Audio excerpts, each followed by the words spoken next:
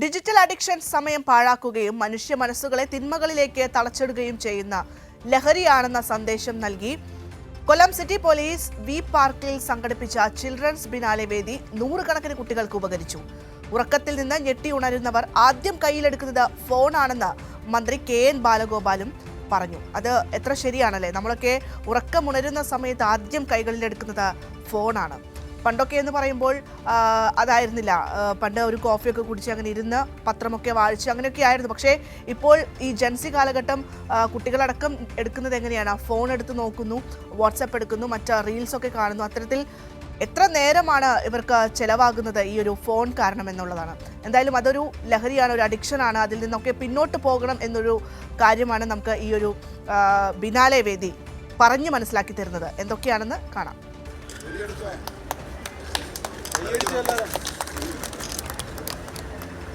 കുഞ്ഞിക്കൈകളിൽ വിരിയുന്ന കളിമൺ പാത്രങ്ങൾ, വർണ്ണ കടലാസുകളിൽ തീർക്കുന്ന ചിത്രശലഭങ്ങൾ, മാജിക്, കളരി, ഡാൻസ്, കളരിപ്പയറ്റ്, കരാട്ടെ, ഫോട്ടോഗ്രാഫി പ്രദർശനം, നാടകം, നൃത്തം, സംഗീതം, ചിത്രകല, clay modelling, craft, cartoon, video editing, magic, musical instruments, rangoli, calligraphy, digital creations, visual communication, കളിമൺ കരകൗശല വസ്തുക്കളുടെ നിർമ്മാണം, AI ക്രിയേഷൻ എന്നീ സെഷനുകളിലായി ഒട്ടേറെ വിദഗ്ധരും കലാകാരന്മാരും കുട്ടികളെ പരിശീലിപ്പിച്ചു.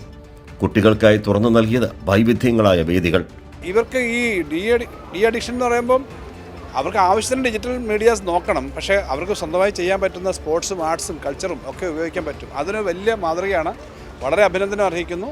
ആവശ്യമായ എല്ലാ സഹായവും പോലീസ് സംസ്ഥാന തലത്തിൽ നിന്ന് കിട്ടുന്നുള്ളതാണ്. ഇതിനുള്ള ഫണ്ടും മറ്റും ഉണ്ട്. കൂടുതൽ കാര്യങ്ങൾ ഇത്തരം കാര്യങ്ങൾക്ക് സഹായിക്കാൻ സംസ്ഥാന ഗവൺമെൻറ് ഇനിയും പോലീസ് വിഭാഗത്തിന് ഇത്തരം കാര്യങ്ങൾക്ക് സഹായം ചെയ്യുകയും ചെയ്യും.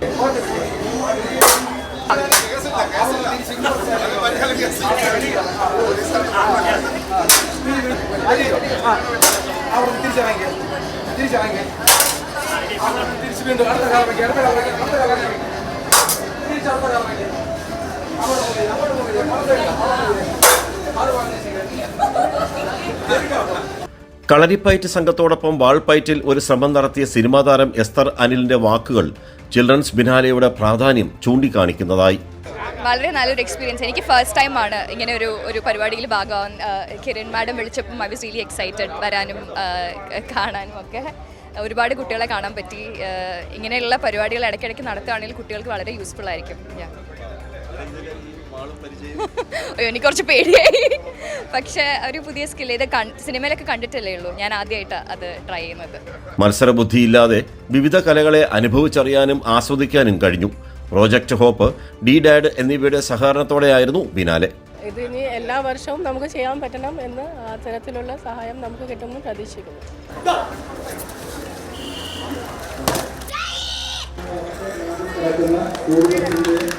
700-ലധികം കുട്ടികൾ പങ്കെടുത്തു. ഇതിനു പുറമെ സിറ്റി പോലീസിന്റെ പരിധിയിലെ വിവിധ സ്കൂളുകളിലെ SPC യൂണിറ്റുകളിൽ നിന്ന് കേഡറ്റുകളും പങ്കെടുത്തു.